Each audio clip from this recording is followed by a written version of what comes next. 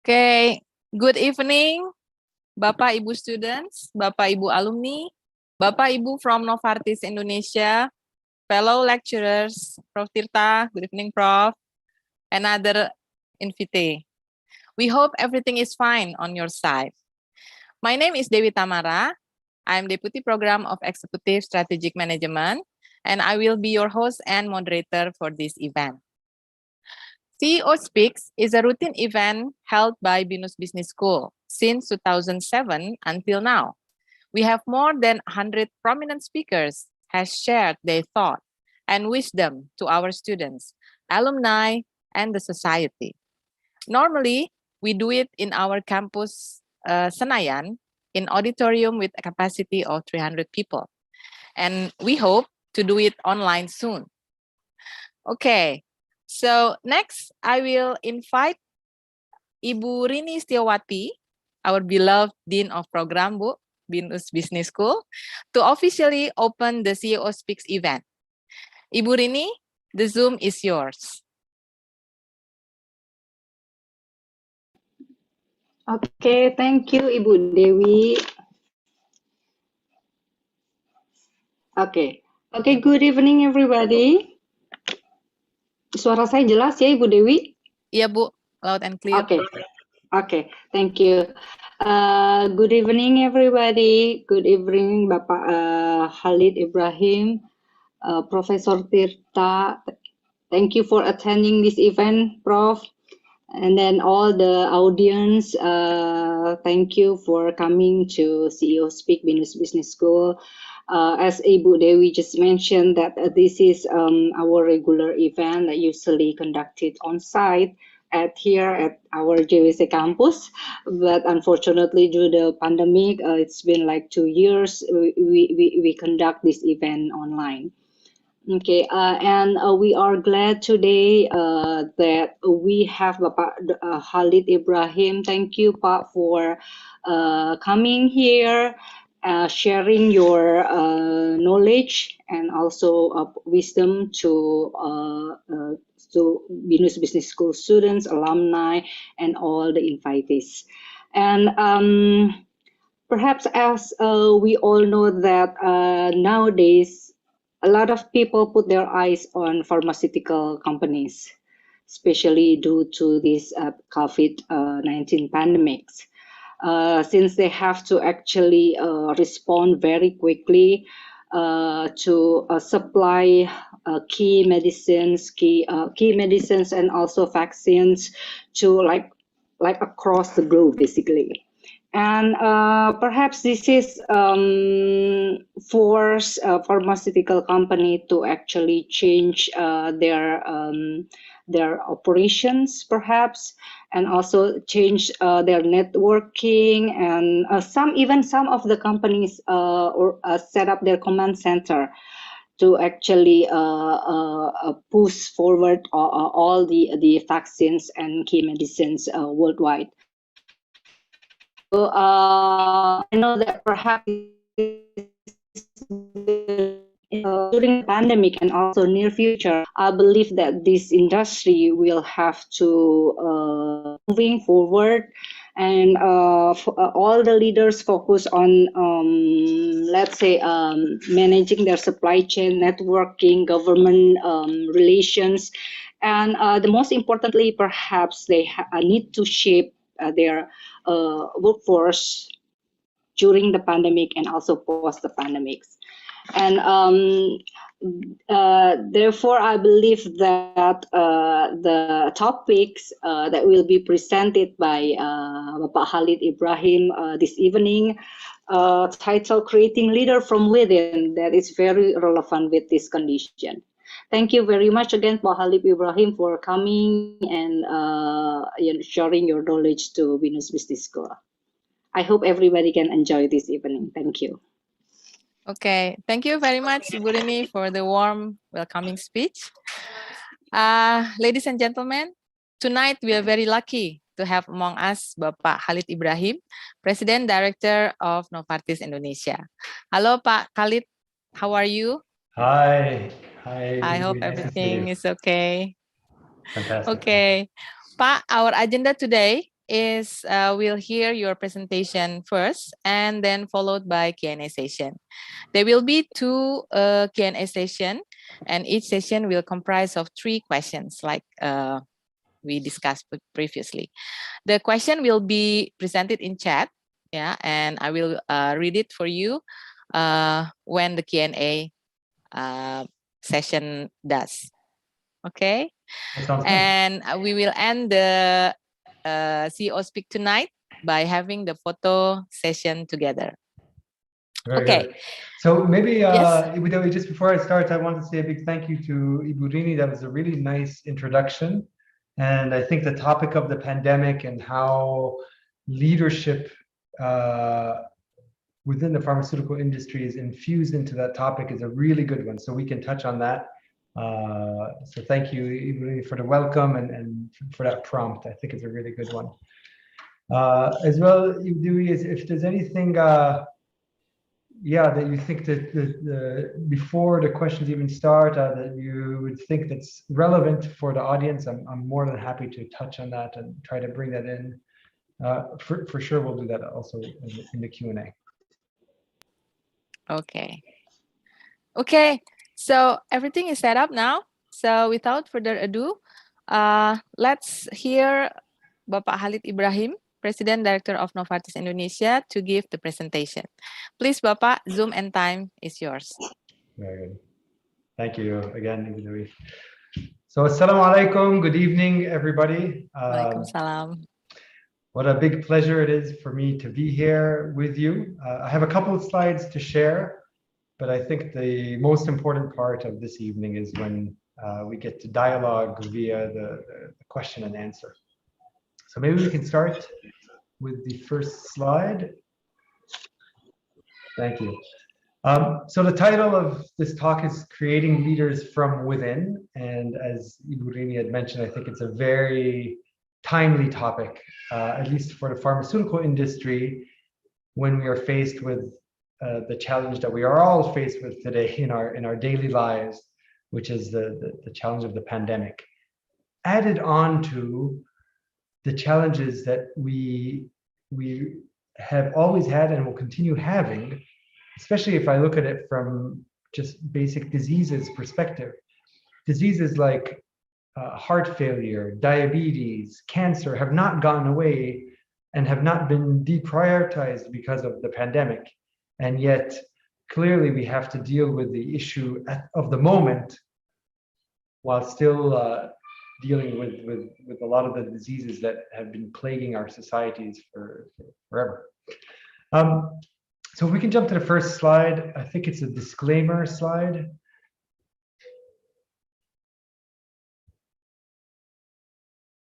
Yes, thank you. I think typical disclaimers you probably see in most of the lectures. I would request that you please do not take photos and use any of these slides outside of this lecture.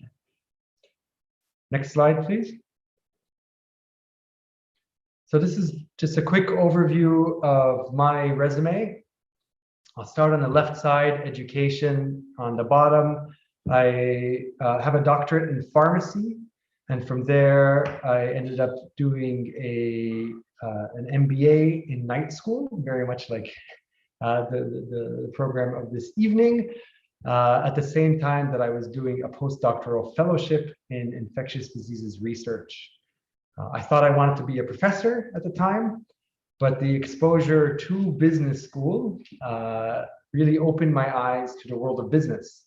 And that's was a transition to my first job. So if we move to the right on the bottom, my first job was in a medical role with a company called Bayer, a German company, but I was based out of the United States in Connecticut. And from there, I joined Novartis in 2005. So it was a move to Europe, a move to a new company. And in Novartis, I have had the honor to be able to do several roles. First in marketing, as you see, and then in 2009 to 2011 was my first management role. So I was a sales manager in France, From there, I took on my first P&L role, in which I managed a business unit, or what we call the business franchise. Also in France, I also had the opportunity to go back to Switzerland, to Basel, and run basically a brand from a global perspective, to be the global head of a brand and of a therapy area, which allowed me to have the above country view on things, which was very interesting.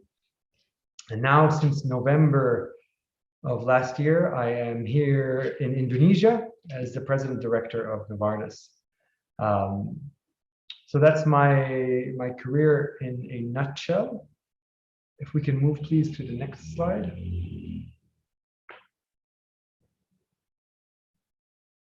So who is Novartis? You may have heard of us. We are a pharmaceutical company, one of the largest, if not the largest pharmaceutical, multinational pharmaceutical company here in Indonesia. Maybe next slide, please. Globally, our ranking varies, depends on how you really look at it, but we hover between number 1 and number 3 and number 2 and up and down. But I think the most important figure is not our sales figure or even some of the other figures here. It's actually the number of patients that we touch, and that's the number in the middle here. Our medicines reach annually close to 800 million patients, and that's something that we're very proud of. We're also very proud that these come through our commercial efforts. So as we put medications onto the market and commercialize and sell them, but also through programs like you see on the right, which are access activities, such as our malaria program, where we provide medications at cost and try to build up the healthcare systems in low and middle income countries. Next slide, please. We are a pharmaceutical company, so we are in the business of creating medicines. We do the research and development, and not only creating the medicine, but then commercializing it. And commercializing it means getting it to the most number of patients possible, appropriate patients. We have a motto of right patient at the right time. So we don't believe that our medicines should be used for everybody. They need to be used in the right patients. We cover several therapeutic areas. So you can see them here on the slide. I won't read through all of them. Maybe some medicines that you may know that are well in the public, especially here in Indonesia, include the medicine Voltaren or Cataflam. But as you can see, we have medicines that are the cardiovascular space, in the space of immunology, dermatology, for respiratory, for neuroscience, for ophthalmology, established medicines, and of course in oncology. Next slide, please. So Novartis, the company in Indonesia. Next slide, please. We have 2 physical sites. So our manufacturing operations on the right here is a site in Pasar Rebo, in which we manufacture medicines here. And then we also have our commercial operations in AXA Tower and Mega Kuningan. And there we have both our not only our what we call pharma, but also our oncology division, and we occupy 2 floors on the AXA Tower. Very nice location. Next slide, please.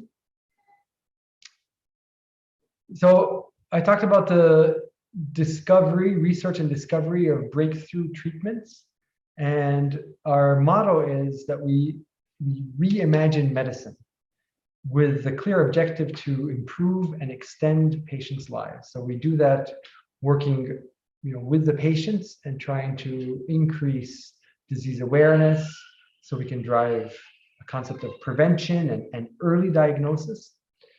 We work with the healthcare systems, and here, especially in Indonesia, we have a fantastic opportunity to work with the government through the JKN system.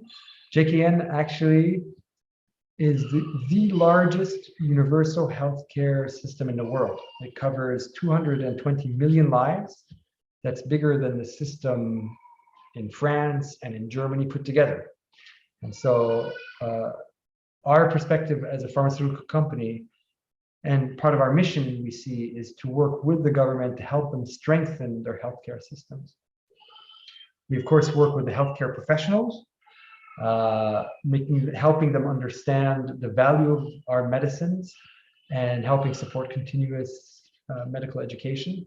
And then, as I mentioned before, it's about giving access to the medicines and trying really to give access not only to medicines that are known and have been in the marketplace for a while, but the innovative medicines that are of really added value to the Indonesian patient. So, next slide, please. We like to think of ourselves as explorers, as innovators and adapters who find new ways to grow and learn. And here's just a snapshot of our workforce. We're about 450 employees, of which, as you can see, the percentage, 43% female, 57% male. But then when we look in the management ranks, in fact, it's closer to a 50-50. We'd like that to continue expanding, so we actually do get to a 50-50 range. We have a couple of programs here that won't mean much to you because they're in Novartis termed programs, but I'll actually get back to them later in the slides as I talk about some of the added benefits and things that we offer in our leader development curriculum. And then on the right side of the slide, I want to touch on these three initiatives because I think they're critically important for the health and well-being of our own teams. So the first is a program that we have that's called Choice with Responsibility. And that was an active decision that we had taken as a company before the pandemic to allow the flexibility to work from where people believe they can be most productive. And so that, of course, with the pandemic proved to be well needed. And we now continue post-pandemic as the entire country is coming out of the pandemic, I hope.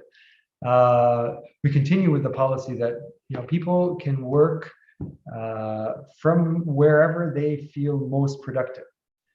So it's a concept of choice with responsibility. We are pushing very much the digital engagement with a concept of called not just multi-channel, but omni-channel, in which, similar to what I saw for the video for Venus University, you had the student in the center. For us, it's about the patient in the center. And really, as we talk about, especially engaging the healthcare professionals, how can we utilize a digital sphere to provide all the opportunities to learn and educate about our medicines that are not a one-size-fits-all. And this is the concept of the omni-channel, in which all the different channels are coordinated and activated around the customer in a way that is unique and tailored to that customer. And this is a journey that we've been going on for many years, but has been accelerated due to COVID, and one that we continue building and developing. And it's a great opportunity for our employees, many of who are not always coming from the tech space, to really up those competencies, those digital competencies. And then the last program I have listed here is one of health and safety. We've all lived through the latest peak back in July of COVID, and many companies have shown a lot of graciousness, I would say, with regards to their employees, both the understanding, offering understanding for them to be at home, take care of their families and such. Also offering personal protective equipment, health supplements. And at Novartis, we've also established a system that helps potentially infected employees get through the system here in Indonesia better. So on one end, we have emotional support. So employees that have volunteered to be buddies, to emotively support potentially infected employees. And then we've also enlisted the help of a service that helps find potential hospitals that have capacity and help basically direct the employees that are infected that don't know what to do in that critical moment. So these are a couple of programs that we have currently ongoing with the company. Next slide, please. So the title of this talk is about developing leaders from within. And here I'll have the opportunity to come back to what I talked about in terms of the core competency of the company. So our core competency is to create medicines, to do the research and development, and then to commercialize them to give the broad access. So both for creating medicines and for commercializing these medicines, we need our own employees to be at their best for us to be successful in doing these things. And this is really the heart of what I was hoping to talk to you about today, with a perspective that we have coined ICUI. So that is on the next slide. So we believe that the associates can be at their best when they are inspired, curious, unbossed, and working with integrity. On the next slide, please. So yeah, ICUI, I just spoke to that. And it is about unleashing the power of the associates. Again, for a particular purpose, which is for us to best create and commercialize medicines. And I'd like to come back to the comment of Ibu Lumi at the beginning. This has been a moment for us as an industry with the pandemic. And I am very proud of us as an industry. I am very proud of my company, but more than just my company. A lot of the other companies that have shown, there's a word in English, it's magnanimous. We've had the researchers really step up at the time of, when COVID just started. The hospitals were starting to get full. Nobody knew much about this virus. There was an incredible spirit of collaboration between academic research, where I came from, and industry. There was incredible collaboration between companies that immediately were sharing their know-how, their knowledge. And we've had, my company is an example, we've tested several medicines that several of our medicines that are already on the market that unfortunately did not show efficacy against COVID. But we also allocated some of our manufacturing space so we can help companies that did succeed with their candidates. And so we help manufacture for the Pfizer and biotech vaccine, and we've taken part of our manufacturing capabilities so we can offer that to other companies. So that has been, I think, a fantastic, for me, something I'm very happy and proud of. Also within the company, and not only in our industry, but I can speak specifically to our industry. I think it's taken quite a bit of leadership to step up, to guide people, especially at the beginning when we were all having a moment of uncertainty, and refocusing on our purpose. And this is what you see on this slide here. The purpose when you work for a pharmaceutical company is pretty easy to attach to. Whether you're working on a COVID medicine, or if you're working on a cancer medicine, or if you're working on a heart failure medicine, the purpose is pretty clear. And so that was really a beacon, I would say, especially during this pandemic crisis, for us to attach to. And again, it would bring me down to the 4 words you see on the bottom: inspiring ourselves and helping our employees be inspired, being curious ourselves and helping our employees be curious, a concept of unbossed. I'll talk about this a little more in detail, and then doing everything with integrity. So maybe I can move a little more granular on each of these. Next slide, please. Inspired. So how can I personally be inspired with what we're doing, with our mission, with our purpose? And how can I help my employees be inspired themselves? And the impact of that, as you can see here, is stronger engagement, having the people understand our purpose, what they strive for, and living that purpose, actually performing and executing on that. And the framework here is, it's about, how can I myself do it? How can I encourage those around me to be inspired? How can we keep that focus front and center in what we do? And how can I explore bold ways to do that? A couple of culture enablers. These are, again, internal to Novartis. But more important is probably what you see as the descriptors. In the middle of the pandemic, as everything is getting shaken up, we also decided to step away from traditional performance management that was based on ratings. You get a number, a score, like on a test, and to shift the organization to a more outcomes-focused objectives that's based on teamwork and frequent feedback. We try to drive the recognition and reward.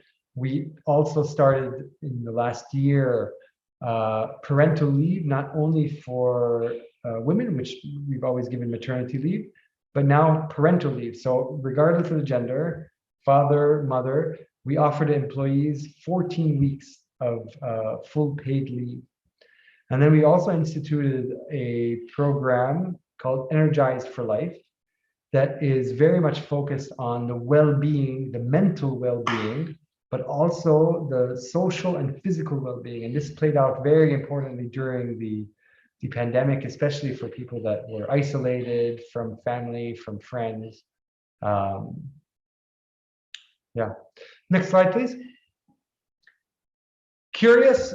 This has become a very strong push within the company. Both, again, if I look at myself, I see how can I be more curious, and how can I inspire and help employees be more curious, to want to learn, to want to be open, and to want to be self-aware.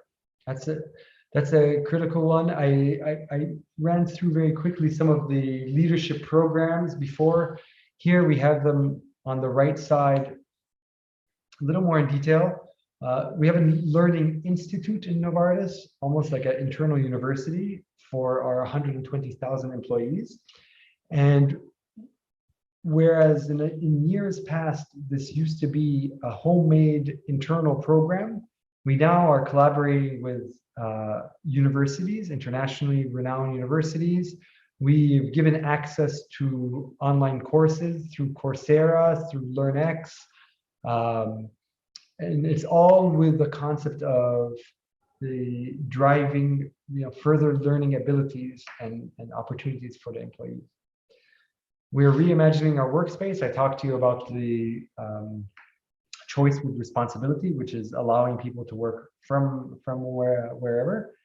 And then we do a focused curiosity months in which we have specific topics that are driven down for further exploration on a daily basis. I'll jump to the next slide to talk about unbossed a little bit. Next slide, please. Yes, thank you. So this is the concept that we kicked off in Novartis, I would say about 3 years ago, which is a notion of servant leadership.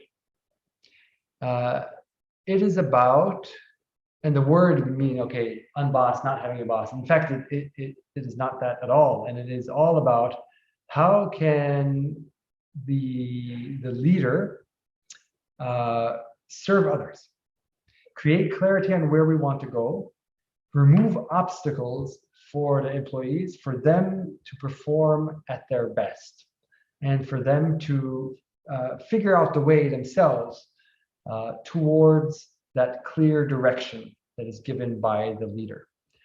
And so you can see the framework. How do I remove barriers? How do I provide clarity? How do I empower? And how do I hold myself and others accountable? So unboss is not free reign. It is very much empowering, supporting, giving that direction, and then holding myself and the others accountable, not on how, but what they achieve. And a couple of enablers that you see on the right, we have very frequent feedback mechanisms so that we can track how we are progressing on our journey, both on a cultural journey and on the engagement levels. We have another mechanism of feedback called team perspectives that helps the leader build his or her self-awareness.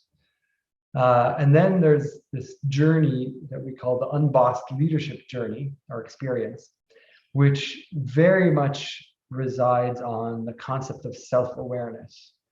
Having the leader be aware of his or her biases, be aware of his or her impact on the others, and help modify that so that that leader takes a posture of support, servant leadership, ability to give clarity, and then again, holding him or herself accountable and holding the others accountable. I'll go to one more slide on the framework, which is about integrity. This is essential. This is where I think your legitimacy as a leader resides. If you lead without integrity, you do not lead with legitimacy, and people will eventually stop believing in you. And so, you know, for me, it's about being honest. It's about having courage, but most importantly, it is about doing what I believe is right. You can't always follow a standard protocol, so you have to have a sense for what is right. And that always dials back up to the purpose. What is your purpose as a company? For us, it's about the patient, you know, and it's always a litmus test. Is, you know, what we're engaging in, what we are doing, good for patients? And would we be proud of that being shown in a newspaper? That is it's as easy as that. The framework you see here to the left about making conscious decisions of what is wrong and what is right, asking for help.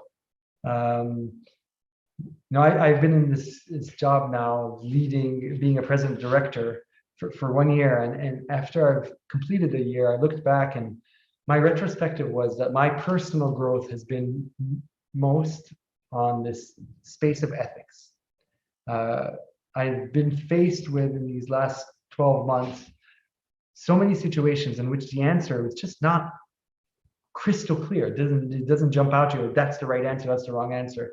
And so it's really going through the process of thinking, okay, you know, is this right or wrong? Who can I consult to get another, a third, a fourth opinion about this? The courage to speak up. And then this last point I think is critically important, again, for leadership, is earning a trust and a belief in others. I'm a big fan and a big supporter of going big on compliance, having a rigorous process check. Trusting people does not negate having a strong process that checks. Having good onboarding, making people clear from the beginning of the integrity as a priority, and then of course having mandatory learnings around that as well. I think the next slide, please. yeah, is my favorite of the slides. And that's because I get to showcase my executive committee. So this is, we call it the PEC, the Pharma Executive Committee. And, you know, they are the leaders upon whose shoulders I have the honor to stand. And everything that we are able to do in Novartis, PT Novartis Indonesia, it is thanks to their leadership and thanks to the teams that are inspired, are curious, are unbossed, and are working with integrity so that we can deliver our medicines to as many Indonesian patients as possible. So I'll stop there. I'll say thank you. Next slide is just a thank you slide. It's also a bit of internal publicity. We're very happy to have been recognized recently by these corporate awards, as you see here, Best Place to Work and Creating Leaders from Within. So I'll stop there and I'll open it up to the questions. Again, thank you guys for this wonderful opportunity. Okay, thank you very much, Pak Khalid. Yeah, very interesting program also in Novartis. Yeah, so you care a lot about the resources and people there. Okay, so it's about time because we have a lot of questions in the chat. Yeah, so let's start from the first one. So this is Pak Greg C. have two questions. I think I will combine them directly. The question is, first, how far along is Novartis in developing Alzheimer's medicine? And is the focus of any Alzheimer's medicine on early or late stage of patients? Thank you. Okay, please. So thank you very much for the question. You know, Alzheimer's has been a severely frustrating space. Until now, you know, no drugs have proven the ability to slow or prevent Alzheimer's. We do have a couple of agents, 2 agents actually under investigation, so they're still very early. And they're looking at the amyloid cascade, which is a biologic process that the scientists really believe are behind Alzheimer's. So, you know, we've been working on this for many years. I think it's about 15 years of research that have built up to the point of us being able to now start testing these agents, but they're still many years away still from the market. So yes, we are working on it. We don't have anything right now. There are no medicines that are able to stop Alzheimer's, unfortunately, yet. But it is an area of interest for many companies, including Novartis, and we hope, you know, someday that, you know, one of us and us, I mean the broader community of the pharmaceutical industry is able to crack this. Okay. Yeah, still a long way to go. Yeah, about this Alzheimer's medicine. Okay, we go to the next question from Ibu Trianti. Hi, Mr. Khalid Ibrahim. How about Novartis' position to provide COVID medicine? As we know, a lot of MNC try to launch new product for COVID disease. Thank you. Yeah, thanks. Yeah, COVID, of course, has been front and center in our attention. So first thing we did was test a couple of molecules that we have that were involved. One of them is an agent that's used in cancer. Another is an agent that's used for pediatric rheumatoid sicknesses. And unfortunately, even though we believed the mechanisms of these 2 medicines should work to help, especially if somebody had gotten COVID and has started getting quite serious and got hospitalized, the mechanisms were to help reduce the cascade that actually was the source of mortality, because the COVID triggers in the body sometimes an immune response that then it's the immune response that ends up killing the patient. And so these are sort of anti-immune medicines that we believed the mechanism would help you know, save patients, and unfortunately they didn't. So we launched, you know, randomized clinical trials to see is there proper benefit to these medicines, and we saw in both cases no. And so those are two trials that unfortunately we've had to stop. We have worked with a couple of biotech companies to look at earlier mechanisms of antivirals to try to stop, and we currently have a collaboration ongoing with a company called Molecular Partners that has a very interesting antiviral similar to the ones that you may have heard of recently, molnupiravir, there's one by Pfizer as well. And this is not very far from the market, but it's not approved yet. And so the short answer to the question is yes, we've been working very hard, both on medicines that we have and both trying to bring new medicines to the market. But up until now, Novartis has not been able to contribute with a medicine itself. And so our contributions have been on the production side. So we've been able to produce some of the vaccines for the other companies, or at least components of the vaccines. Here in Indonesia, we've been able to give a donation to the government to help with the supply of PPE for the doctors and nurses. And then we're continuing our own research internally on the siRNA mechanism and on other antiviral mechanisms as well. Okay, thank you. Yeah, we hope that answered the question to Ibu Trianti. Yeah. Okay, for the third question, I will invite Pak Erdani to on cam, Pak, and shoot your question, Pak Erdani. Pak Erdani is one of our blended learning students. Pak Erdani?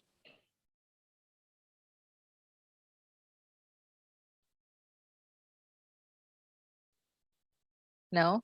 Okay. So I just will read the question from Pak Erdani. Sorry, Yes? Bu Dewi. Ada. Okay, Okay, Pak, please, Pak. Yes, Pak Khalid, thank you for your presentation. It's very interesting to know about Novartis, in detail. And there's two questions for me, Pak. First, does Novartis have difficulties regarding regulation in Indonesia, especially about pharmacy in Indonesia? That's my first question. And the second question is about the Curious Month program. I'm so interested about that. And is there any condition for the employees for having those program, Pak? Okay, thank you in advance, Pak Khalid. Thank you, Pak Erdani. You need to, clarify your first question for me. It was about regulations, but I didn't hear it well. Yes, about the regulation of pharmacy in Indonesia. Does Novartis found any difficulties, and what is your strategy to face the problem? Thank you. Thank you, Pak Erdani. So, as I mentioned in the talk, I think a big part of what we do is to work with the government to try to facilitate access to the medicines. And I would say that goes beyond, especially in my role, it's for Novartis, but it's also for the pharmaceutical industry, working with the government on some of the regulations that have to do with manufacturing, with importation, patent law. But I won't get into that necessarily, and maybe I'll talk about the pharmacies and maybe the access policies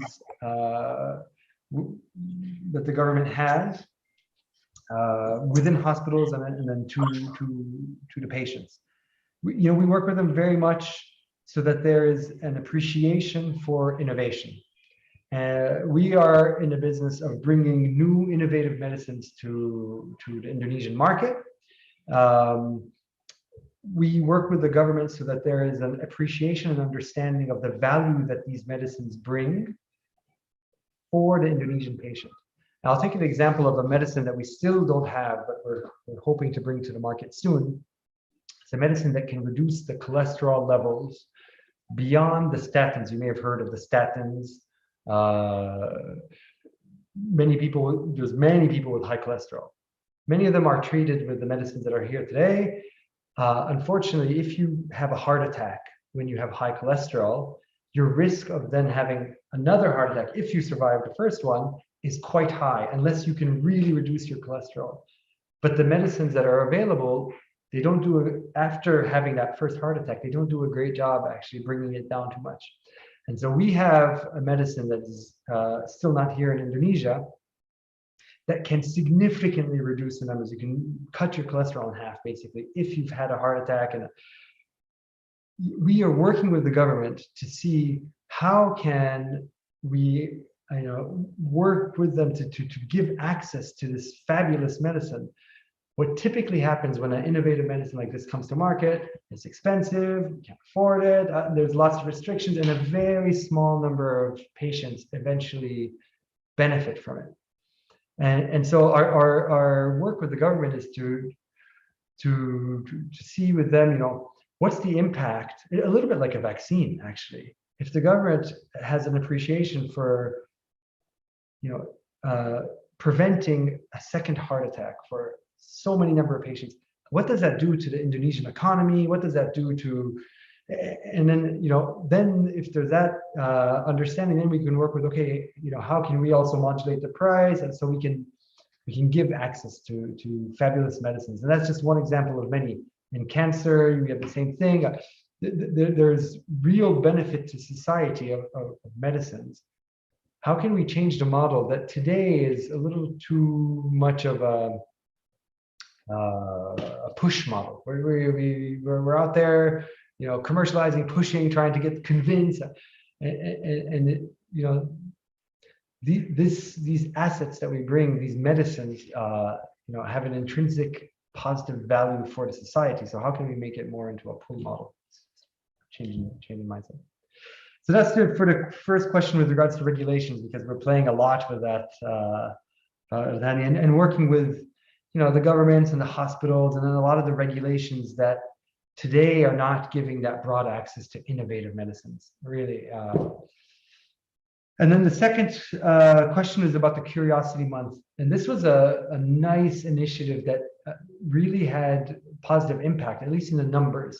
So we have a tremendous amount of tremendous opportunities for people to learn. Like I said, we give access to Coursera, the online courses we have, and we were seeing that not many people are actually using all these tools. So we provide these tools, but people are stuck in their day-to-day, and so how can we get them, spark their interest on, okay, I want to go learn something new, I want to learn it.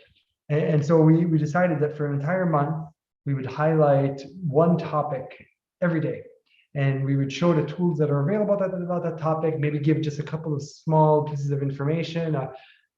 I personally decided to look into a statistics course. I haven't done statistics for 20 years.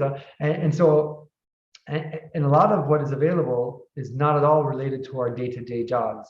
It's about opening our mind and being curious. And that helps us then, I think, perform better in what we're doing.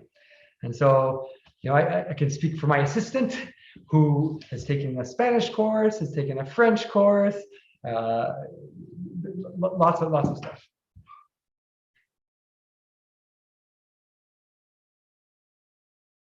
Okay, thank you for the long answer. Yeah, I think. Okay, next I will ask Pak Greg C. To open cam, because I think this also interesting questions. Please, Pak Greg, shoot the questions. Okay, thank you very much, Mr. Ibrahim. I just want to ask, the whole unbossed concept is very fascinating. Does it only apply to top management or to all levels down to the office boy? And what are the factors that can make this concept work in this particular country specifically? Thank you. Thanks, Greg. That is a great question, I have to tell you.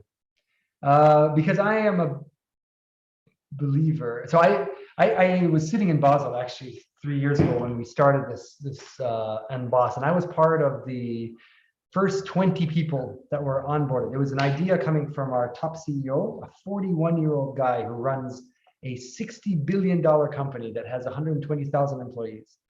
But this 41-year-old sparks this notion of unboss, and it started with a group of 20, and I was one of those 20. And we were tasked with thinking and building, how can we run this concept, this new concept through a company that's huge. We span 155 countries, 120,000 employees. How can we drive this new concept? And I was a personal champion of the fact that it is not about the leaders. It is about everybody in the company. And I was going to say, when I was introducing my career, I started off, there's a couple of jobs I had done in marketing, and then my first people management job was 2009. But in fact, I would say that the leadership journey started from that first job way down at the bottom in 2003. Because I think leadership is about yourself. It's about struggling with your ego. It's about taking accountability and responsibility.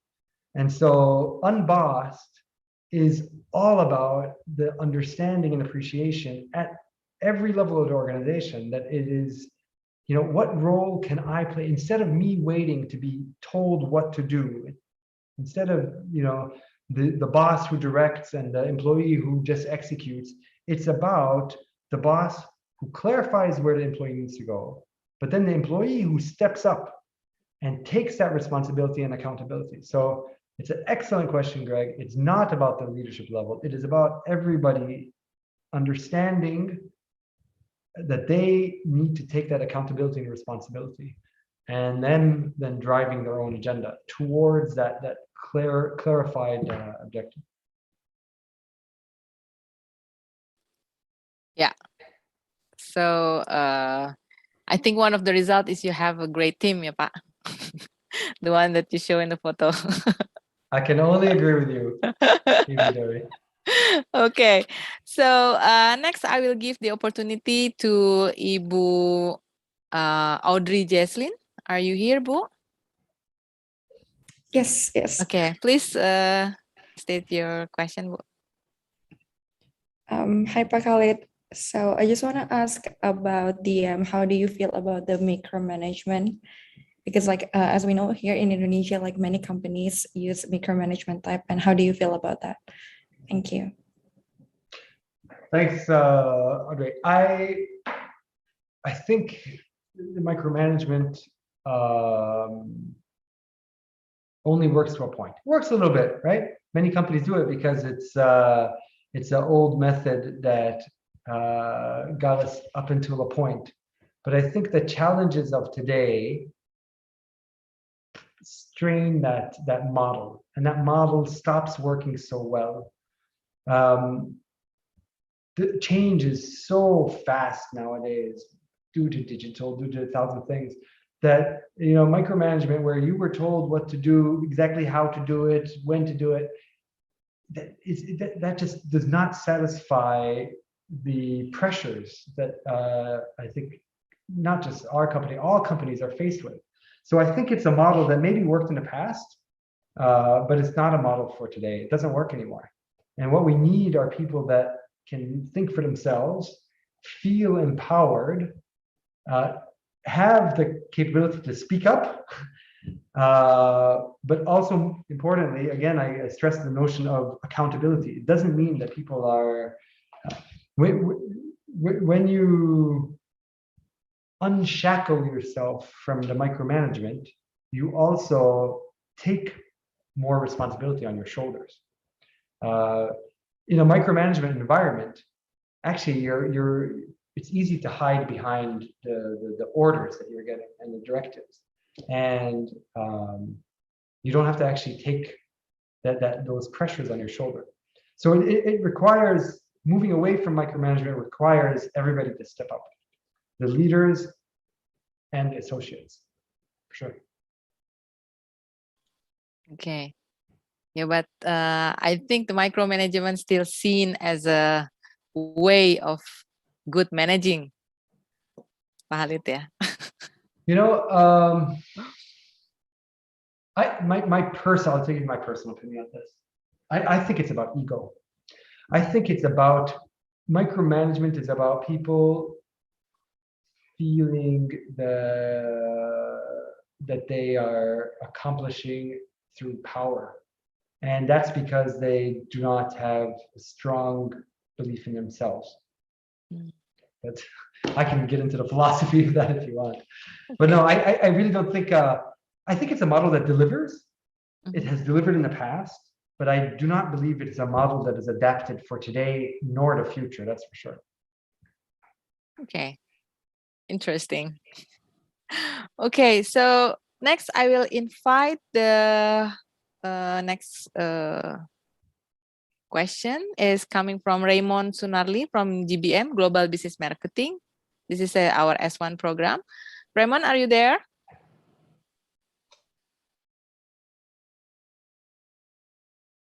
Raymond. Okay. Yeah, you can ask Pak Khalid. Hello, Mr. Khalid. Hi, Raymond. Yeah. My question is more about for a leader usually for a new company, especially for a startup, for a leader, they need to learn many new things for the company to become more successful because as a leader, they don't have many experience, so they need to learn a new thing. So what do you suggest for those leaders who want to learn many new things that maybe can be used to help the company become more successful maybe in the future? Wow, that's a good question. So you may be starting a company, or maybe you've started a company, and you can probably teach me more than I can teach you. But I'll tell you my reflex on this. My reflex is to think that there are many people with lots of expertise that are happy to share that expertise. And so bouncing things off of an advisor, and I want to use the word elder advisor because there's probably a gap of age, but it doesn't necessarily have to be. Sometimes somebody else who is young and dynamic and has started a company is more than happy and more than willing to share some of the tricks and tips that have helped that. So I guess my one reflex is to think you don't have to learn that by yourself. It really is, seek guidance. People are more willing to share than you think. That would be my reflex. But I myself have not been in a startup. I can imagine that it is riddled with uncertainties, lots of things to learn, like you said, and a lot of the startups of today take on the agile learning approach, right? So you test and you try again, and so that in and of itself is very fertile for learning. But again, I think you can also benefit from the wisdom or experience of people quite easily. All you have to do is ask, and they're happy to impart knowledge and wisdom. Yes. Thank you so much. Thank you so much for the answer. Thank you. Okay, thank you, Raymond. So next it will be Pak Andrew. Are you here, Pak Andrew?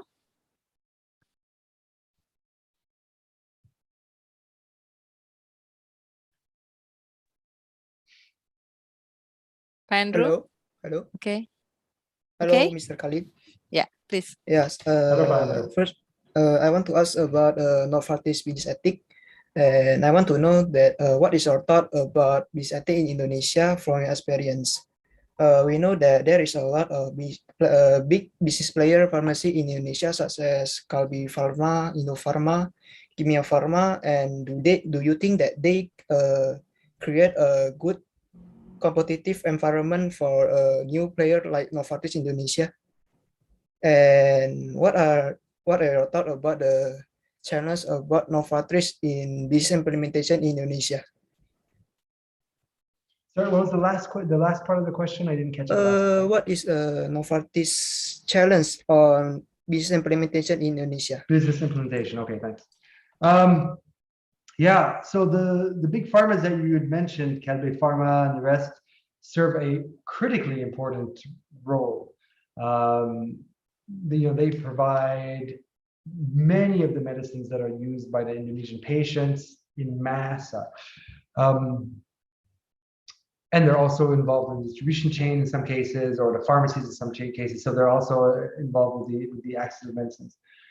We don't necessarily play in that space. So you had mentioned that we're new to Indonesia, which is not the case. So we've been here for 15 years. But we are in the business of innovative medicine. So we are the ones that are bringing the most recent innovations, medicines that are breakthrough, many times for severe indications in the hospital, or patients that have been diagnosed in the hospital and then are going out back into the community. And so the space that we play in is very much, I would say, an innovative medicine space. And one that, and this comes to your challenges question, many times does not have to do with a direct competitor. I'll give you an example of psoriasis. So we have a medicine in psoriasis that currently has close to 70% market share. So it's not about trying to take that market, but in fact, a very, very, very few number of patients get onto that type of medicine. It's called a biologic. Because of many restrictions, affordability, accessibility. So in fact, we are competing against the inertia, against some of these factors. Some have to do with regulation, to try to give more access to these medicines, to have an understanding of when you use such an innovative medicine, how much you can benefit as a patient and as a society. That's one example again of many. We are in many therapeutic areas in which we are the clear leader, but very little patients unfortunately get to resort to that level of medicine. We're talking about medicines that are, high tech, high innovation, more expensive medicines. And so, our job, again, this is why I focus quite a bit on working with the government, is to try to break through some of these barriers that I'm talking about. And that would be, I'd say, our big challenge. Indonesia is the fourth most populous country in the world, right? 270 million patients. And yet, as a pharma market, it's tiny. This would be a good fact and figure to know, but we must be, as a pharmaceutical market as a whole, I don't know, probably in the bottom 20 or 30 countries. The percentage of GDP that is spent on healthcare in Indonesia is the lowest in all of Asia, and in I think a list of 50 countries that I've seen, Indonesia is the lowest. So the amount of money that is spent on healthcare is quite low, and the population is huge. So the healthcare money that is spent on many of the more basic treatments. And so this is our challenge as a company that brings higher tech, higher innovation medicines. How can we have that value be appreciated, understood, so that more people can access these medicines? Okay. Thank you for your question. You're welcome. Okay, thank you very much, Andrew, for the questions and also for the answer from Khalid. Okay, well, we didn't see yet another question. So I passed the question from Ibu Rini, Pak Khalid, because her laptop is in trouble. So the question is, due to the situation on pandemic there where people working online, how do you manage, or how do you managing by this online phase? How do you get in touch with the resources, with the employee? How if there is if they cannot achieve the target and so on? Can you share with that, Pak? Yeah, that's it's a very pertinent, timely question, right?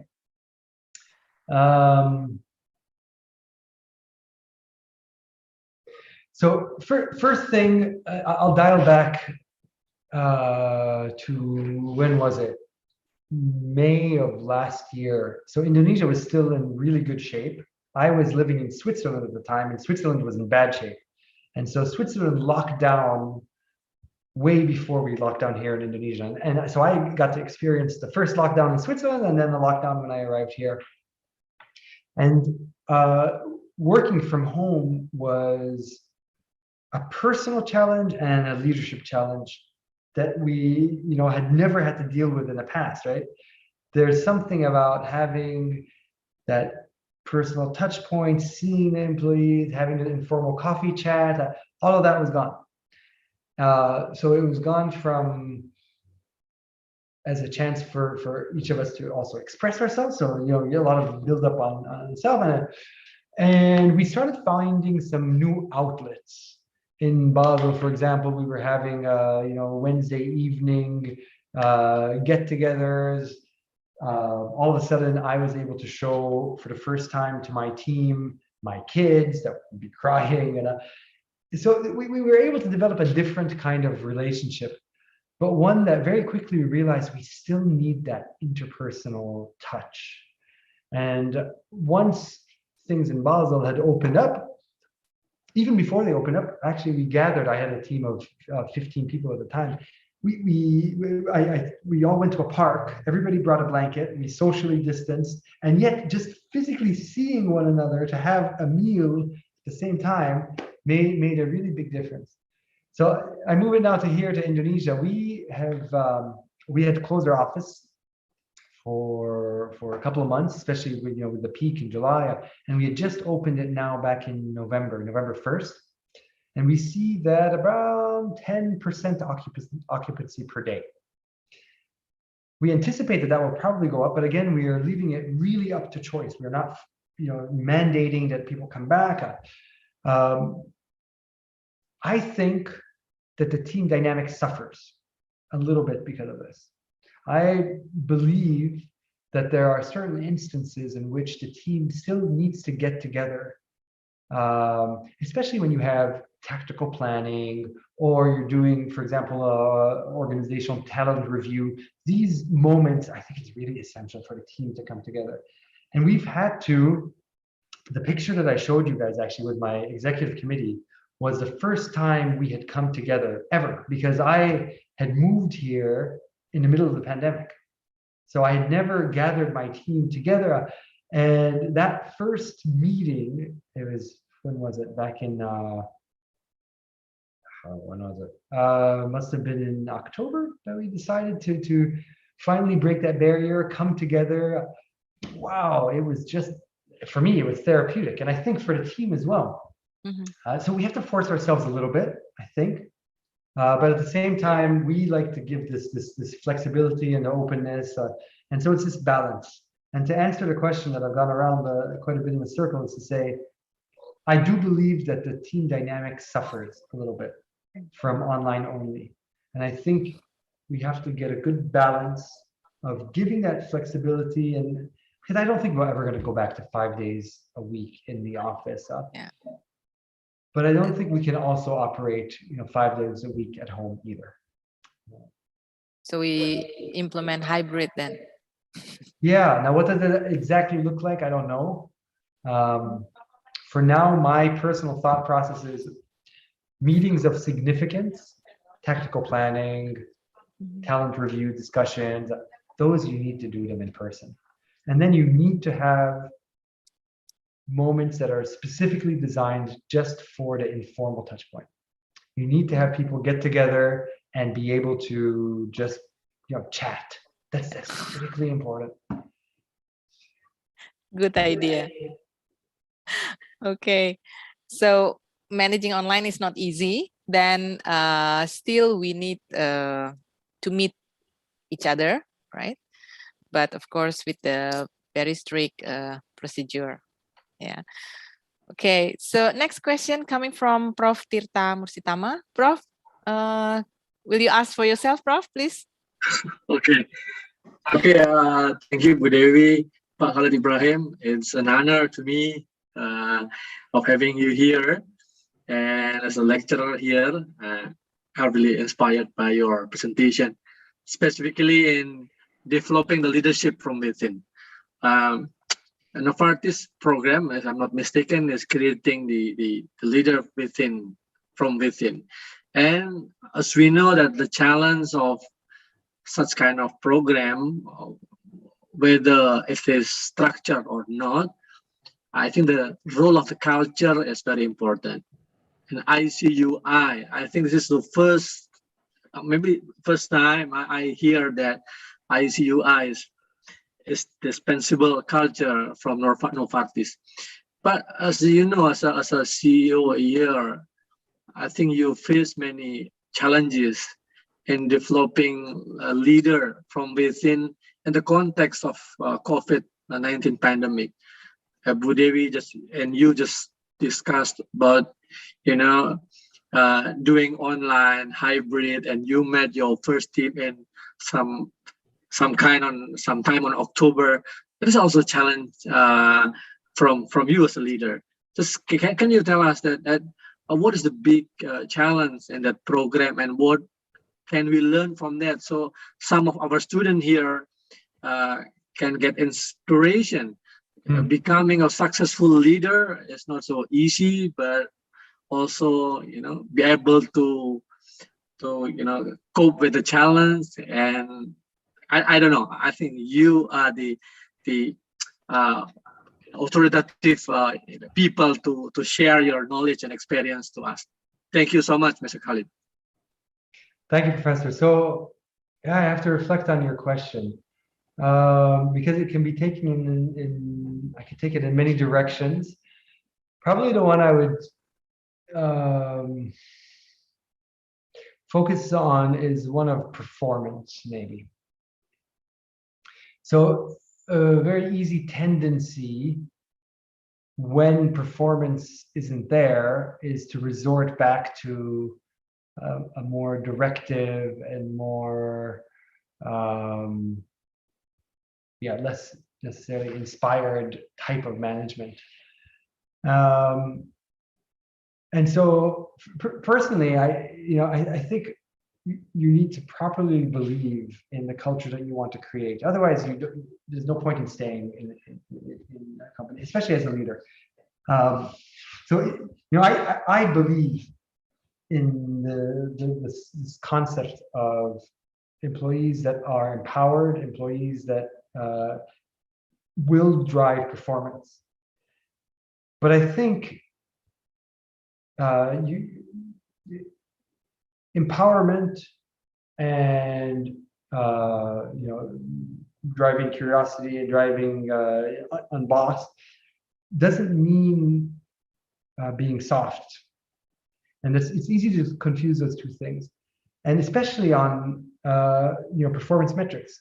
So this is where I think as a leader, you need to get buy-in from the teams on performance metrics that make sense, both for the business, from their perspective, from your perspective. You can then have their buy-in and their engagement on those performance metrics, and then you need to be hard on those performance metrics. I don't think it's contradictory with the ICUI approach. And when performance isn't for reasons performance sometimes is not there, I think the challenge is keeping honest to these principles, right? And not just throwing them out the window the minute that you start getting under a bit of pressure.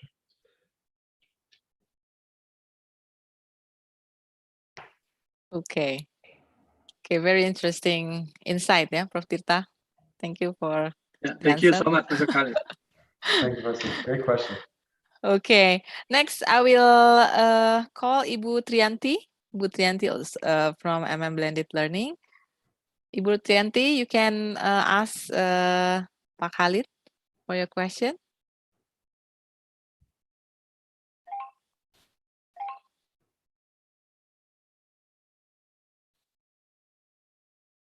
Bu Trianti, are you there?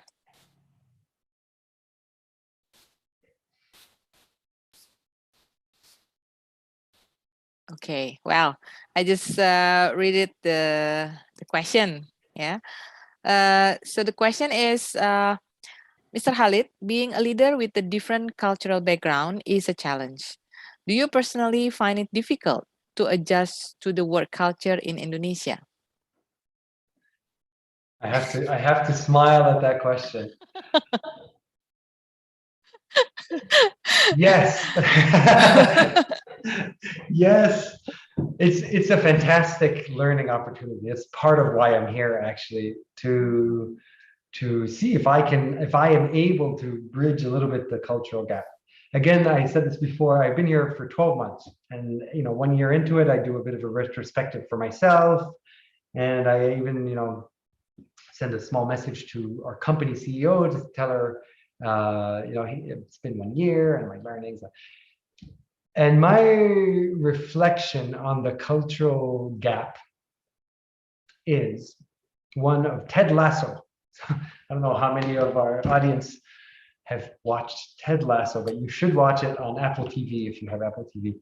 It's a show of an American football, so not the soccer, but American football coach who goes to England to coach a team. And he bases the entire TV series is about belief. It's about helping people believe in themselves. And so the one element that I think transverses the cultural gap, at least that I believe in, is the fact that my success will come from my ability to help my team believe more in themselves. So that crosses very nicely over the cultural gap. Now, what are some of the difficulties that I have faced? I'll give the example of my first day here. So my first day arriving, it was during Ramadan of last year. And I thought, fantastic. This is a great opportunity for me to meet up with my executive committee. I haven't met them in person. So I'll invite them to my house. We'll have an iftar. So we get onto a call. I personally invite all the PEC members to iftar. Apparently nobody was comfortable with this idea because COVID was spiking. It was a bad idea to start with, but nobody said anything to me. And that was a cultural wall that I hit right from the start, about the president director, people saying no to him in a group setting. And it's something that I think we're working on as an executive committee so that we can have more of that comfort for speak up. It's absolutely fine if the president director has a crazy idea, like bringing everybody together in the middle of a COVID spike. It's absolutely fine for somebody to say, no, bad idea. But I would say that we're not there yet. And it's something that we are working on. But as a cultural learning for me, it was too much to think like, oh, it's going to happen like that. And so I also had to understand to have antennas, when there is feedback that needs to come to me and it's not coming directly, I should have the ears so that it can come to me in another fashion. But that being said, the part of maybe the uncomfort for people to speak up on that was because I had gone out of my way for a personal invitation. I personally invited them up. And so, part of the learning as well is that some things I could introduce them differently to allow that space for, that idea. I think when I had laid it on so thick as a personal invitation to my house right away. Anyway, we didn't get together until the picture that you saw, which was 8 months after that. So it's a bit unfortunate, but it was a good cultural learning from the start. It's really cultural shock from both of you, yeah. It's good fun. It's good fun. The learnings are nonstop. The growth opportunities for me personally, for my family, to bridge this cultural gap is really it's a marvelous opportunity to be here. And I find this very much goes to my team and the people in Novartis, but beyond. that the Indonesian people are so nice. They're so kind and hospitable. There's so much depth in this culture. It's really great. Okay. Yeah. Well, I just hope that this difference is getting smaller, yeah, from day to day. So no one feel the cultural shock anymore, right? I think you know, the learning comes on both sides. So people are sort of getting used to my. Very true. Okay, so we continue for the next two questions. Ya Pak, bear with us. Pak Irdam Kusumarwardana, are you there, Pak? Yes, Bu, I'm here. Okay, please, Pak, give your question. Okay, thank you, Bu Dewi. First of all, thank you, Pak Khalid, for your nice presentation, Pak. It's it's great to seeing your content and sharing with us. So basically, Pak, I have two questions at the moment. Both of them are a little bit deep dive into the market situation in pharma in Indonesia. The first one is about the highly dependency of imported API in here. As we all know that more than 90% we are highly dependent with the API imported from abroad. And when we have initial stages in the COVID, maybe last 2 years or 1.5 years in the COVID started, there are some much hassle to import it to obtain those API. And the second one is about the another peculiarities in Indonesian market is about the mostly the local player. I mean, local, yeah, not US MNC is producing generic drugs. It's not about. It's rather very rare we see the innovator, or even maybe there is none, the innovator drugs in here. So would you please share your insight, Mr. Khalid, regarding this condition? Maybe you have some, let's say, sincere advice to us how we can do better, because this too is quite crucial, particularly if Indonesia wants to have a what you call it, self independent, more have more capabilities to have better circumstances in these two factors. Thank you, Pak. Thank you very much for the question. So I'll start with the API. It's clearly a government priority to work towards self-sufficiency and having manufacturing here locally. It's from the perspective of a MNC company, it is a stifle to innovation. The strong continued desire to have manufacturing brought here locally, I think misses the point of where the added value of pharmaceuticals can come from. So pharmaceutical companies have manufacturing footprints in very little number of countries. Many countries do not have manufacturing.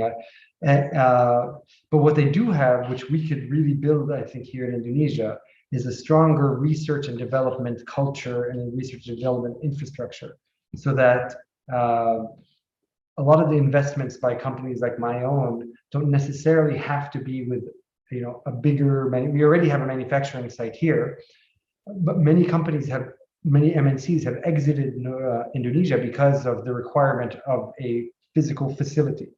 So the added value of pharmaceuticals is not through its manufacturing. The added value is through giving access to that medicine. Now, when we have the situation of a crisis, I think it is very legitimate for countries to want to ensure supply. But that doesn't necessarily happen by ensuring manufacturing, especially for a case that we just saw, which was COVID.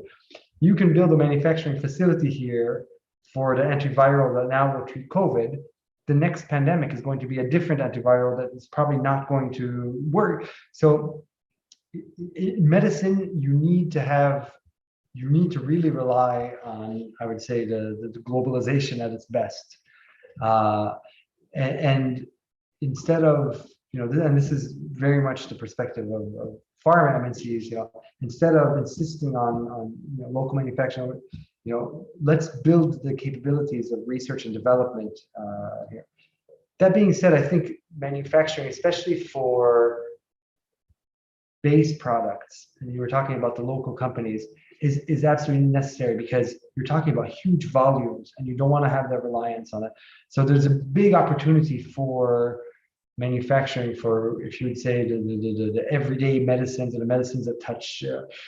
I also think there's an opportunity within Indonesia for further technology transfer.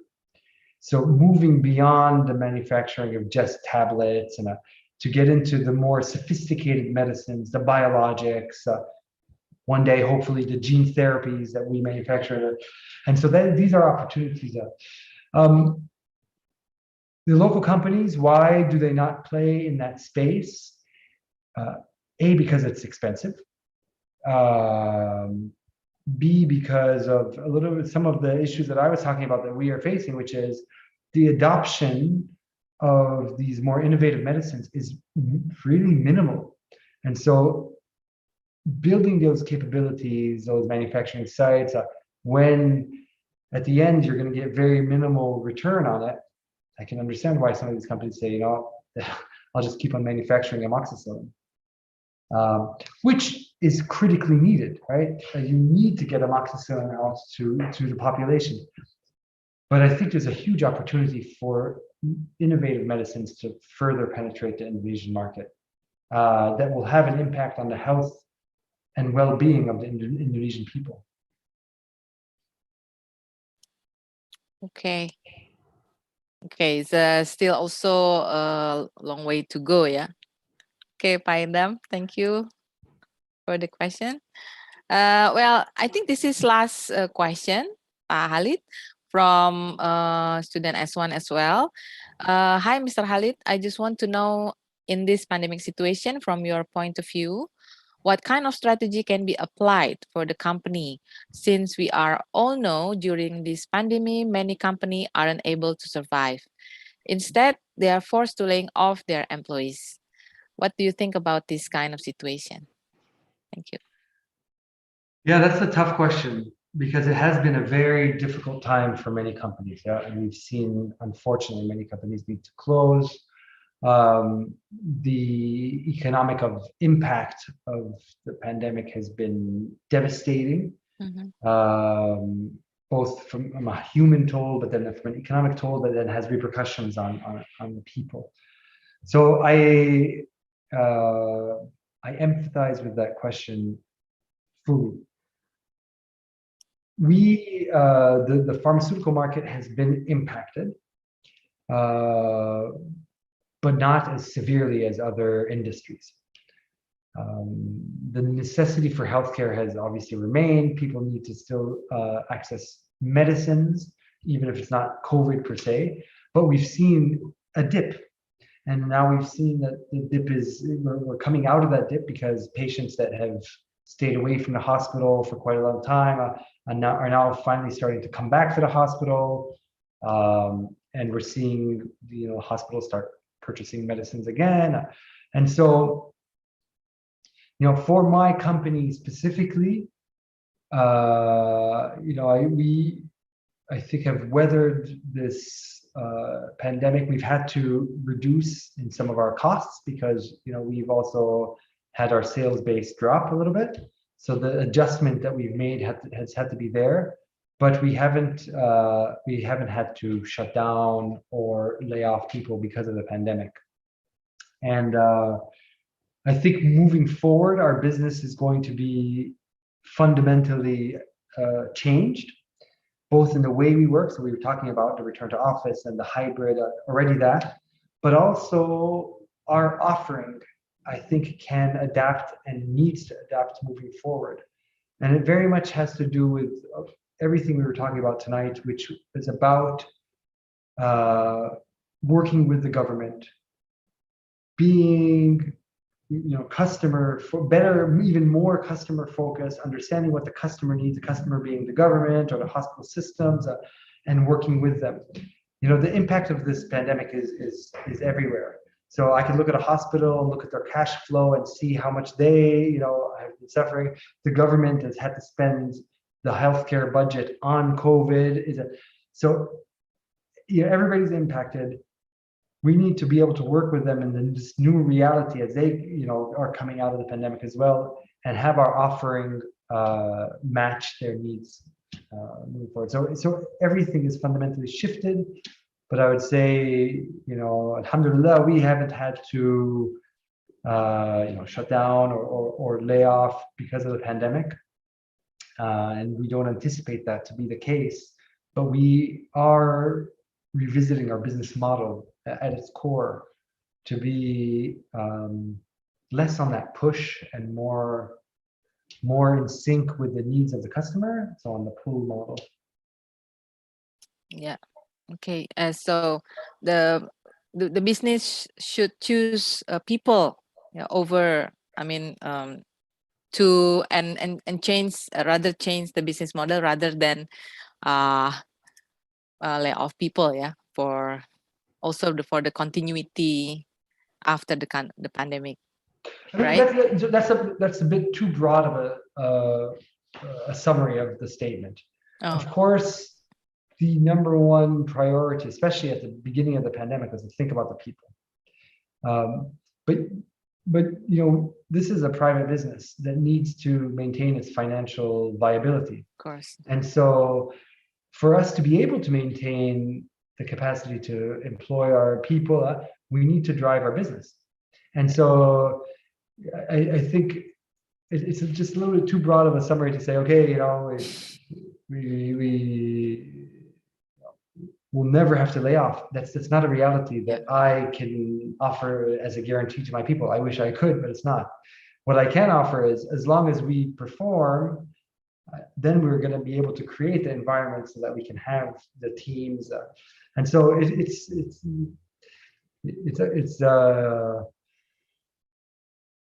how can I say? It's a give and take, actually, is what it is.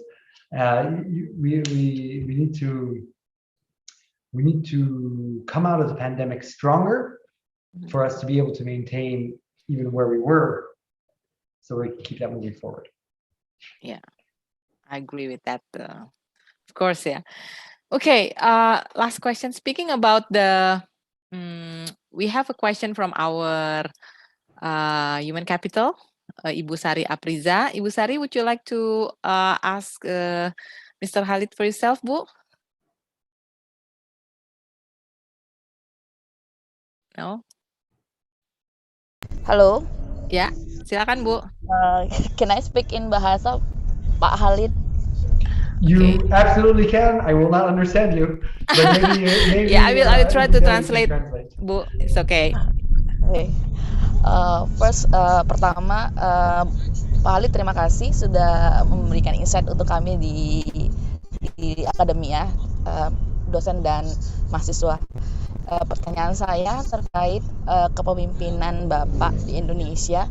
Sejujurnya tadi saya agak terlewati di awal karena susah masuknya, saya nggak tahu, saya agak lama tadi masuknya mungkin karena sinyal. Saya terlewati, saya kurang tahu Bapak berapa lama sebenarnya sudah di Indonesia. Menyambung terkait pertanyaan tersebut, melanjut ke pertanyaan saya, 3 pertanyaan berikutnya, yaitu apa yang menurut Bapak selama memimpin di Indonesia ini, apa yang menarik dan rasanya paling sulit ketika Bapak berada di Indonesia dan beradaptasi dengan budaya dan perilaku atau behavior dari masyarakat, khususnya untuk karyawan Bapak sendiri di Novartis. Seperti itu, Ibu. Yang kedua, langsung Ibu atau mau dijawab satu-satu, Bu? Gimana, Bu? It's okay, Bu. Then I will translate afterwards. Second question is Indonesia, di Indonesia seorang pemimpin itu merupakan pigo center. Jadi Indonesia itu sangat kalau sudah ada pemimpin yang bagus, yang kayak seperti Pak Jokowi, maka mereka akan mengeluh-ngeluhkan dan seperti efek domino, semua orang jadi mengeluhkan gitu. Nah, bahkan sebaliknya, kalau misalkan pemimpinnya jelek, jadi akan sebaliknya. Lalu yang paling sulit saya rasa, saya ingin tahu juga dari Bapak sendiri, mungkin bisa memberikan kita pandangan bagaimana ya kira-kira caranya kita bisa menilai atau melihat diri dari kepemimpinan kita sendiri, bahwa kita itu sudah bisa mampu untuk meningkatkan rasa keterikatan karyawan kita atas kepemimpinan kita tersebut gitu. Jadi karyawannya ngerasa engage karena pemimpinnya. Taunya tuh dari mana ya ngelihatnya bahwa nih karyawan sudah mengikuti apa yang menjadi visi misi atau pemikiran atau mindsetnya dari leadernya sendiri gitu. Oke, dan yang ketiga terkait Novartis, saya memang tidak terlalu mengamati tentang industri farmasi, walaupun yang saya tahu bahwa industri farmasi itu adalah industri terbesar dalam dunia rumah sakit gitu kan ya, karena profitnya paling besar sepertinya karena pasti dibutuhkan pasti orang mau sembuh dan mau melakukan apapun untuk membeli obat gitu. Nah, terkait itu bagaimana sih setelah industri farmasi ini menjadi sebuah industri yang memiliki keuntungan yang cukup gitu ya. Lalu apa yang sudah dilakukan Novartisnya sendiri kepada masyarakat di Indonesia, terutama menengah ke bawah, selain dari program produk generik yang memang di dalam setiap perusahaan farmasi itu sudah harus sebelum dia memproduksi produk aslinya sendiri juga dia harus memproduksi produk generik gitu. Apa yang sudah dilakukan oleh Novartis untuk kegiatan CSR untuk kepada masyarakat menengah dan menengah ke bawah. Demikian Ibu, terima kasih. Okay, thank you very much, Ibu Sari. So let me introduce you for you, Pak Khalid. There was 3 questions. First of all, Ibu Sari Apriza appreciate so much about your being here to give the insight for the lecturers and also students in BINUS Business School. The first question is about the leadership. Your leadership in Indonesia, in Novartis Indonesia. So what is the most interesting part for you? And what is the most difficult part for you to adapt with the culture and society in Indonesia, especially inside the Novartis Indonesia? Okay, well, I just continue with the second question. Okay, the second question is, in Indonesia, normally the leader become the figure. Yeah, if it means that if the leader is good, like well, the presence of our president Joko Widodo, then people will look up to him and very much keen with him, and the other way around if the leaders is not that good. And the question is how you can measure, yeah, and assess whether your leadership in Novartis already increased the engagement of the company. How do you measure that? How do you say that you can claim, okay, because of my leadership, the engagement is increasing? Number 3 is relating to that role of the pharmacists here, in especially Novartis. How Novartis do what with the corporate social responsibility, especially to the Indonesian society, from lower to lower what you call it, status, social economic status. Okay, that's the 3 questions. All right, very good. I'll take them one by one. Let me start with the first one. We talked a little bit about it.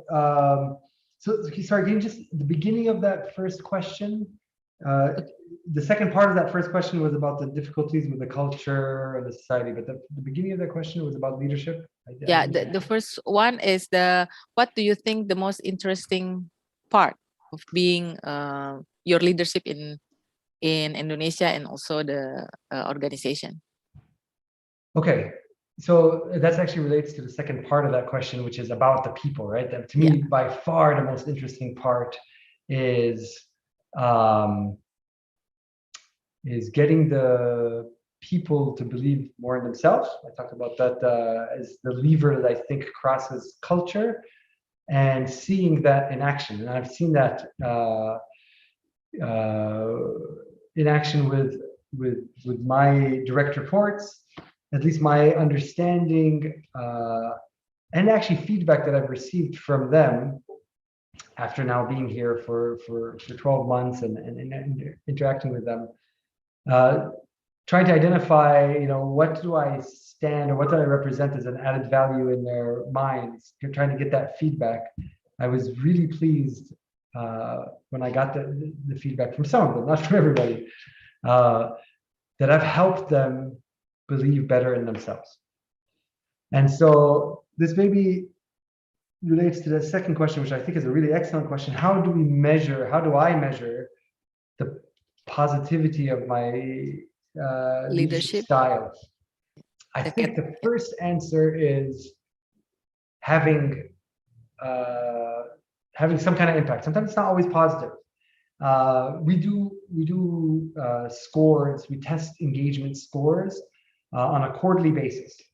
And so they're anonymous feedback mechanisms for people to talk about, how engaged are they? Would they recommend Novartis as the place to work?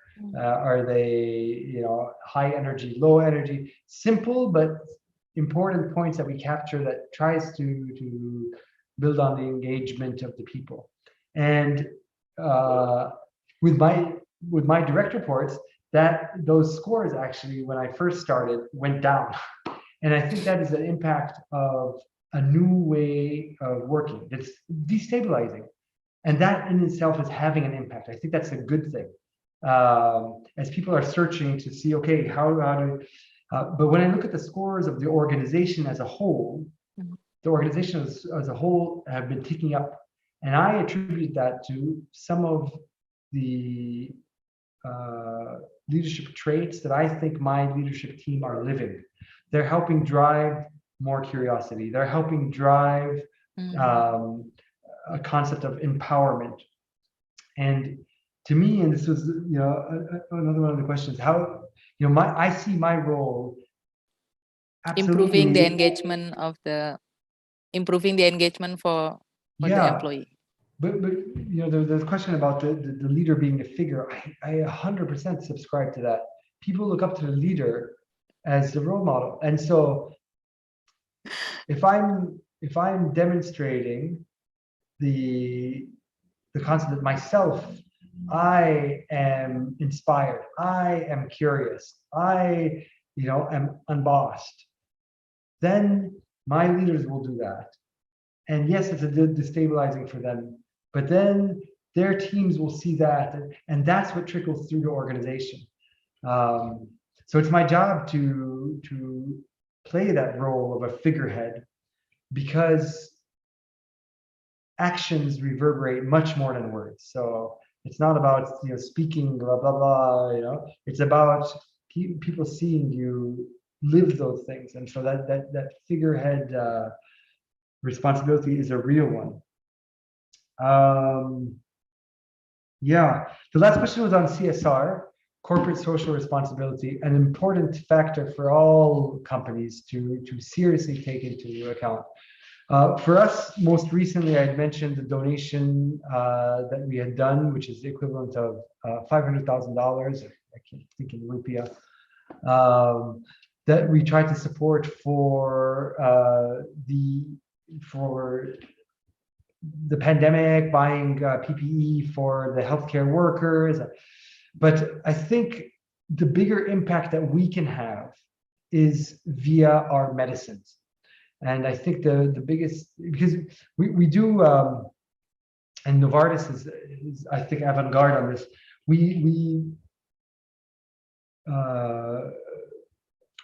trumpet is the wrong word, but we talk a lot about our what we call the social economic footprint or impact, and that has to do with the number of employees that we have, direct and indirect, as you go up and down the supply chain, but most importantly, the impact then of our products and our medicines on the society as you improve productivity, get people out of being either stuck at home in a bed or needing to be a caregiver.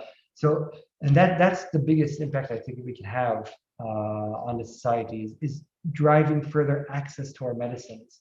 And so that's the number one thing that I give as a responsibility to myself and to the organization, to how can we get these wonderful medicines out to more people so we can have that social impact. Okay. Thank you very much for the answer for the last question. Well, I think we got already late. Yeah, I mean, we have very good discussion, and I'm sorry for the for you that the question hasn't been asked. Yeah, due to the time as well, right? Okay. So next, I think Erin will. Yeah. Sorry, Sorry. can I just make one comment for all the participants? Okay. I think Thank you. you know, I personally went through a night school to get my MBA, and I think it's just wonderful that every single person on this call is going through the personal sacrifice to do this. Many of you probably have kids or have engagement, and you're taking the time to better yourselves, yeah. You know, if I go back to the inspired, curious, unbossed, this is very strongly on the curious and inspired part. And I think it's really wonderful. So I congratulate you on that and wish you all the best. And hopefully our paths shall cross one of these days here in Indonesia. Well, thank you very much for such inspirational sentence. Yeah. Okay. I think Erin, after this, we have to hand it the e-certificate for Pak Khalid. Yay! So they will send you our trademark of waves, Pak Khalid, as your appreciation for tonight. Okay, so next thank you very much. I think we have to give a big applause, very big applause for Mr. Khalid for today. Okay, everyone, show us your big applause to Mr. Khalid Ibrahim.